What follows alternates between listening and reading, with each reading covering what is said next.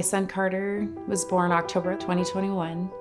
Took him home, everything was good. You know, happy baby, cried, did all the things you're supposed to do.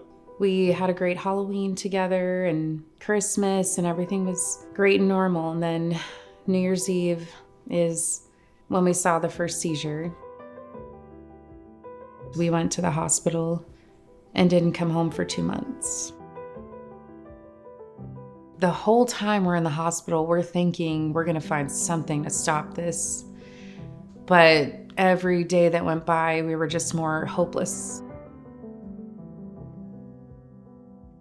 They told us it was KCNT1 epilepsy. I immediately Googled it.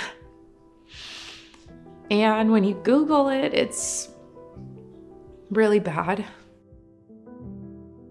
KCNT1 is a drug-resistant epilepsy, and there's no cure. It was devastating to find out, that there was nothing they can do.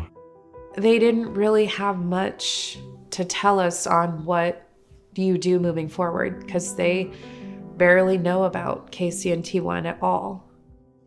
They gave us rescue medication, but that's pretty much it. You just, here's your answer and good luck. I found the KCNT1 Foundation through the support group on Facebook. This is the only thing trying to help kids with KCNT1. Our hope is, even if it's not for our son, for the future, like helping the foundation and trying to get more research and get more information out there is going to help future families not be so lost. And that's really what we want as parents.